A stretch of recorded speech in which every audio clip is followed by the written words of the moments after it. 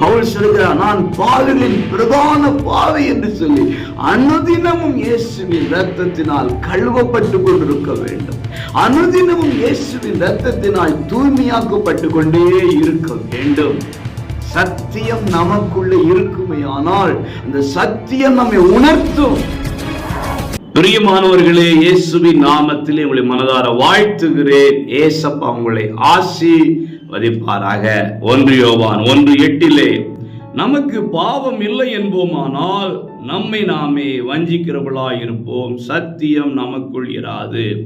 பிரியமானவர்களே, இன்றைக்கு நாங்கள் பரிசுத்தவான்கள், நாங்கள் குற்றமற்றவர்கள், நாங்கள் பாவமே செய்யாதவர்கள், ஒரு குற்றம் கூட எங்களில் காண முடியாது என்று சொல்லுகிற அநேகரை நாட்களிலே பார்க்க முடிகிறது. வேதம் சொல்லுகிறது, நாம் பாவிகள் என்று.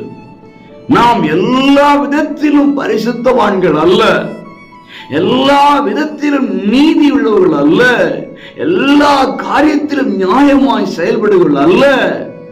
குறைகள் உண்டு, குற்றங்கள் உண்டு, மீறுதல்கள் உண்டு.